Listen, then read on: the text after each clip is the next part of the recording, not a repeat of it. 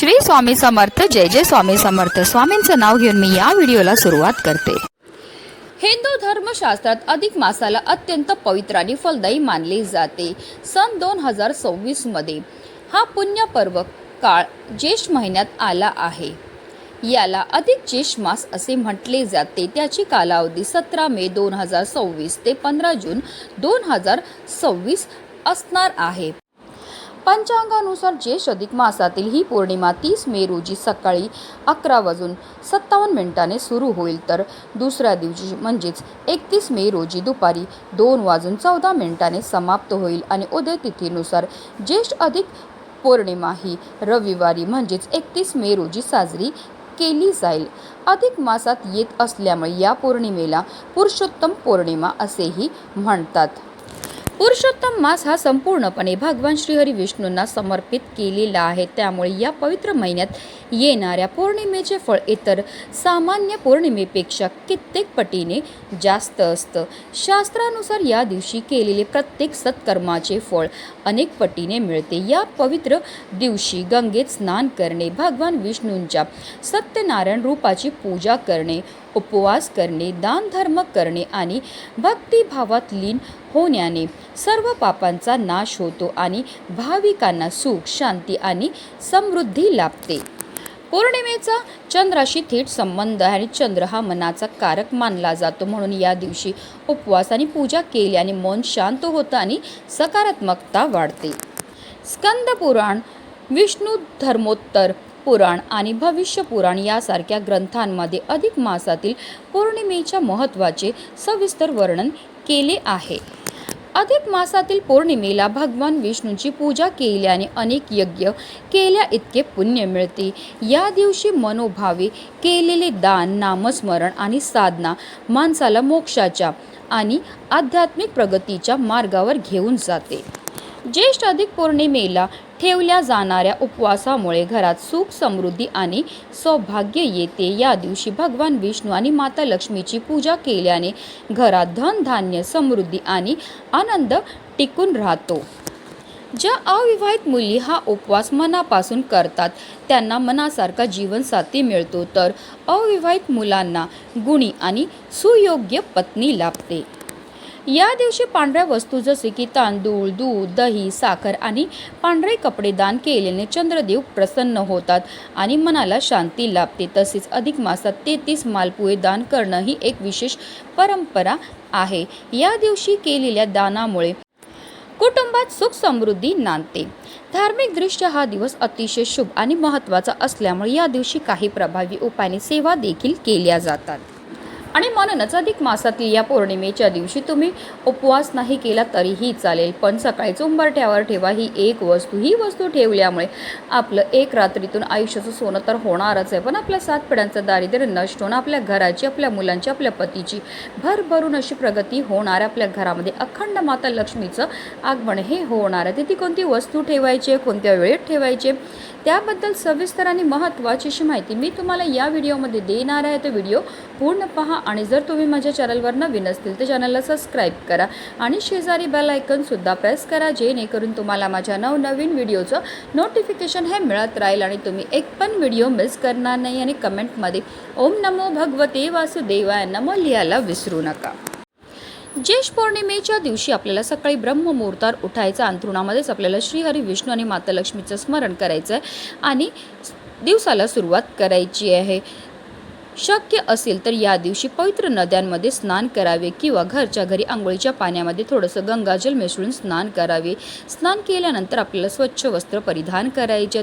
घरातील देवघर स्वच्छ करून घ्यायचं. एक पाटावर किंवा चौरंगावर लाल किंवा पिवळा कपडा पसरून घ्यायचा. त्यावर भगवान विष्णू आणि माता लक्ष्मीची मूर्ती किंवा फोटो ठेवायचा आहे. त्यानंतर त्यांना धूप, दीप, पिवळी फुलं, तुळशीची पाने, फळे आणि मिठाई अर्पण करायची आहे. तुपाचा दिवा लावून भगवान विष्णूंची आरती करायचे. विष्णू सहस्त्रनाम किंवा विष्णू चालीसाचं पठण करायचं आहे. ओम नमो भगवते वासुदेवाय या मंत्राचा जप करायचा. पूजा संपल्यानंतर आपल्याला ऐपतीप्रमाणे गरीब, गरजू, असहाय्य लोकांना तसेच ब्राह्मणांना अन्न, धान्य, वस्त्र आणि दक्षिणा दान करायची आहे. जर शक्य असेल तर आवर्जून पौर्णिमेच्या दिवशी व्रत करा. त्यानंतर आपल्याला व्रतकथेचं पठण किंवा श्रवण करायचं, तरच केलेल्या व्रताचं आपल्याला पूर्ण फळ हे मिळत असतं. या दिवशी चंद्रदेवांची सुद्धा आपल्याला विधीपूर्वक पूजाही करायची आहे. चंद्रदेवांना आपल्याला जल हे अर्पण करून घ्यायचे आहे, त्यांची आरतीही आपल्याला करायची आहे आणि त्यानंतर आपल्याकडून झालेल्या कळत नकळत चुकांची आपल्याला क्षमायाचनाही करून घ्यायची आहे. आपल्या घराचं मुख्य प्रवेशद्वार हे आपल्या घराचं सर्वस्व असतं. आपल्या घराच्या मुख्य प्रवेशद्वारामधलं चांगली गोष्ट, वाईट गोष्ट, लक्ष्मी, अलक्ष्मी, सकारात्मकता, नकारात्मकता ही प्रवेश करत असते. आणि जेव्हा अशा विशेष तिथीवर आपण आपल्या मुख्य प्रवेशद्वाराच्या उंबरठ्यावर काही प्रभावी उपाय करतो, तर त्यामुळे आपल्या घरामध्ये कोणतीही नकारात्मकता, वाईट शक्ती, अलक्ष्मी असते ती घरातनं काढता पाय करून निघून जाते. कारण उंबरठ्याला माता लक्ष्मीचं स्थानसुद्धा म्हटलं जातं. देवपूजा करून झाल्यानंतर लगेचच आपल्याला हा उपाय जो आहे तो करायचा. हा उपाय करण्याकरता आपल्याला एक तांब्याचा कळश घ्यायचा, त्यामध्ये शुद्ध पिण्याचं पाणी भरून घ्यायचं. त्या पाण्यामध्ये आपल्याला थोडीशी हळद टाकायची आणि असं हे जल जे आहे ते आपल्या मुख्य प्रवेशद्वारावर तसेच उंबरठ्यावर आणि उंबरठ्याच्या बाहेर आपल्याला शिंपडून घ्यायचं. त्यानंतर एक स्वच्छ कपड्याने आपल्याला या सर्व जागा पुसून घ्यायच्यात. यामुळे राहू दोष दूर होतो. रात्रभर आपल्या घराबाहेर जी काही नकारात्मक येऊन थांबलेली असते ती सुद्धा संपूर्णपणे नष्ट होते. म्हणून मुख्य प्रवेशद्वारातील हा उपाय अगोदर आपल्याला करायचा आहे. यानंतर आपल्याला काय करायचं आहे, थोडीशी हळद घ्यायची आहे. हळदीमध्ये आपल्याला गंगाजल टाकायचं आहे किंवा तुम्ही गुलाबजल टाकलं तरीही चालणार आहे. आणि असे हे पेस्ट जी आपल्याला तयार करायची आणि यानंतर आपल्याला आपल्या उंबरठ्यावर हळदीने लेपन हे करून घ्यायचं आहे. जे पण प्रत्येक महिन्यात पौर्णिमा येते, या विशेष तिथी असतात, गुरुवार असतो, या दिवशी आपण आवर्जून आपल्या उंबरठ्यावर हळदीचं लेपन हे केलं जातं. पौर्णिमेच्या दिवशी माता लक्ष्मी आपल्या घरामध्ये 7 वेळा प्रवेश करत असते. साक्षात श्रीहरी विष्णूने स्वतः विष्णू पुराणामध्ये असं म्हटलं आहे की दिवसभरामध्ये माता लक्ष्मी 7 वेळा आपल्या घरामध्ये प्रवेश करत असते. आणि जेव्हा असं हे हळदीचं लेपन आपल्या उंबरठ्यावर करतो, तर त्यामुळे माता लक्ष्मी ही आपल्या घराकडे आकर्षित होते आणि तिचं अखंड आगमन आपल्या घरामध्ये होत असतं. आणि आपल्या घरामध्ये जेवढी पण नकारात्मकता असते ती घरामध्ये प्रवेश करत नाही.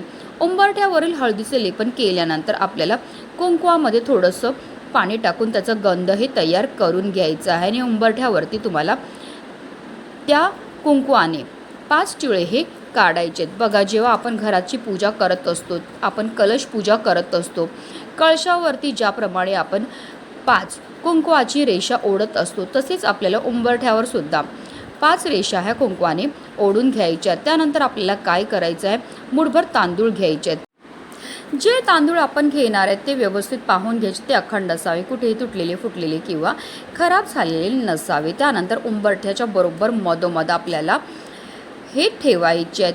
त्यावर आपल्याला त्यानंतर आपल्याला एक दिवा घ्यायचा आहे. दिव्यामध्ये आपल्याला 2 वातीची 1 वात करून लांब वात टाकायची. तसेच त्या दिव्यामध्ये आवर्जून आपल्याला शुद्ध गाईचं तूप टाकायचं. तर काही कारणास्तव तुमच्याकडे तूप नसेल तर रोजच्या देवपूजेमध्ये जे तेल वापरतात ते टाका आणि त्यामध्ये तुम्हाला चिमटभर हळद ही टाकायची. तसेच 2 लवंगा टाकायच्या. ज्या लवंगा आपण टाकणार आहेत त्या व्यवस्थित पाहून घ्यायच्या आहेत.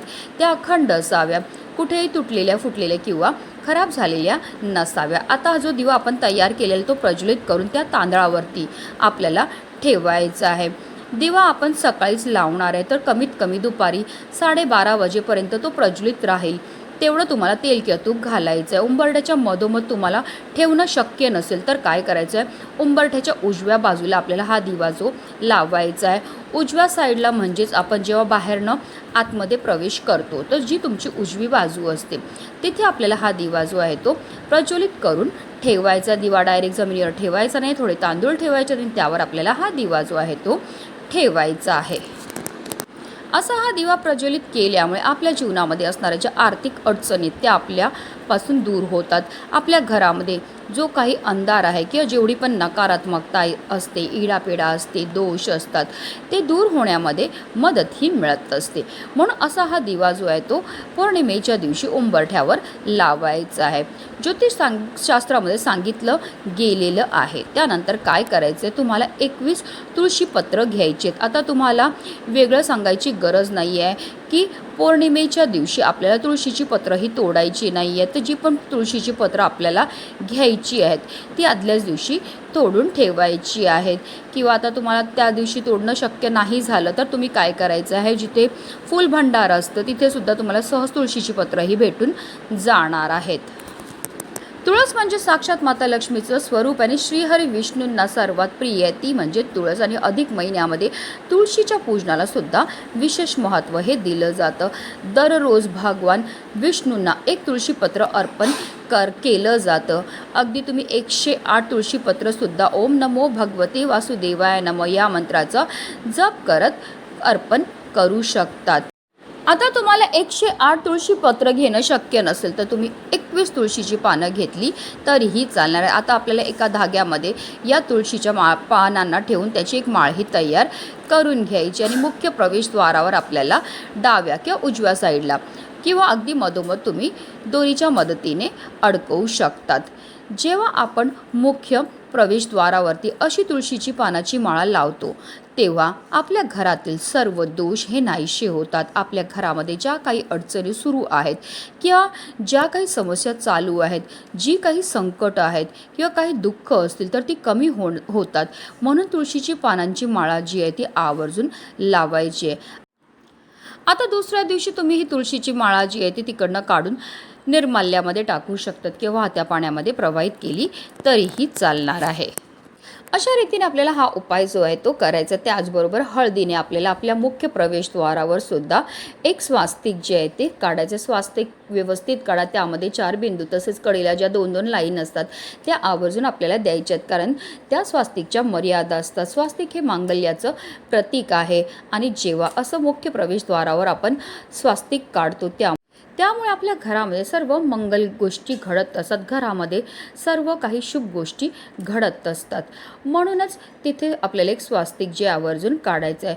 स्वास्तिक काढल्यानंतर त्या स्वास्तिकला हळद, कुंकू, अक्षदा तुम्हाला लावून घ्यायच्या. त्याचबरोबर तुळशी वृंदावनवर आपल्याला एक स्वास्तिक काढायचं आहे. आता तुमच्याकडे तुळशी वृंदावन नसेल तर अगदी तुम्ही कुंडीमध्ये जिकडे तुळस लावत असतील तर तिथे हे स्वास्तिक काढलं तरीही चालणार आहे.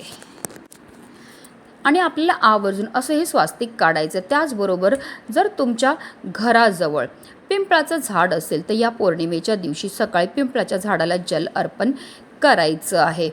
ते खूप जास्त शुभ मानलं जातं.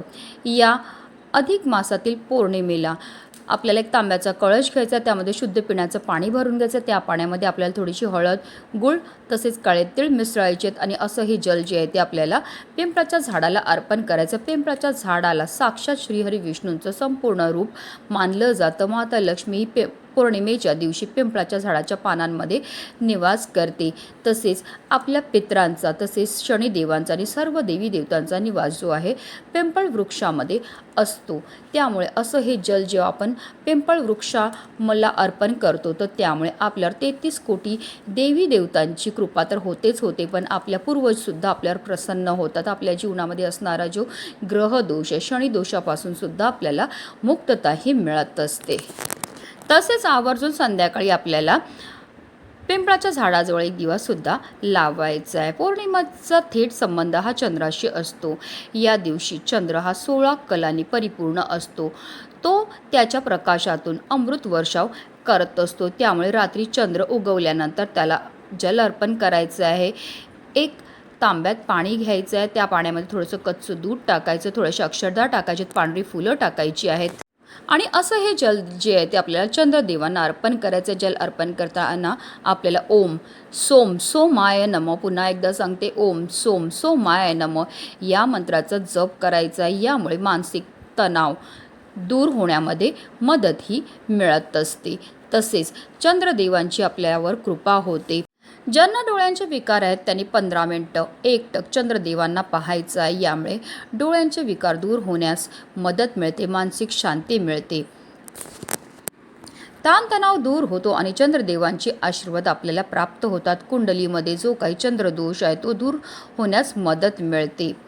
त्याचबरोबर या पौर्णिमेच्या दिवशी संध्याकाळी आपल्याला देवघरातील माता लक्ष्मीची विधिवत पूजाही करून घ्यायची आहे आणि पूजा करण्यात वेळेस आपल्याला माता लक्ष्मीला आवर्जून 11 पिवळ्या कवड्या अर्पण करायच्या आहेत. पूजा करून झाल्यानंतर त्या 11 कवड्या ज्या आहेत त्या आपल्याला लाल रंगाच्या कपड्यामध्ये बांधायच्या, त्याची पोटली तयार करायची आणि ती आपल्या तिजोरीमध्ये ठेवायचे. हा उपाय तुमच्या जीवनामध्ये असणाऱ्या ज्या आर्थिक समस्या दूर करण्याकरता, लक्ष्मी प्राप्तीकरता खूपच प्रभावी मानला जातो. कारण ज्याप्रमाणे माता लक्ष्मीची उत्पत्ती ही समुद्रमंथनातून झाली होती, त्याचप्रमाणे कवड्यांची उत्पत्तीसुद्धा समुद्रमंथनातून झाली होती. म्हणून कवड्या ह्या माता लक्ष्मीला अतिशय प्रिय आहेत. तसेच या दिवशी आवर्जून माता लक्ष्मीला खिरीचा नैवेद्य हा आपल्याला दाखवायचा आहे. तर हे सर्व छोटे छोटे उपाय जे ते प्रत्येक घरामध्ये पौर्णिमेच्या दिवशी झाले पाहिजेत. हे उपाय केल्यामुळे आपल्या घराकडे अखंड माता लक्ष्मीचं आगमन हे होणार आहे. लक्ष्मी प्राप्ती करता, कर्जमुक्ती करता, इच्छापूर्ती करता सर्वात प्रभावी असा हा उपाय मानला जातो. म्हणूनच व्हिडिओ जास्तीत जास्त लोकांपर्यंत शेअर करा. श्री स्वामी समर्थ. जय जय स्वामी समर्थ.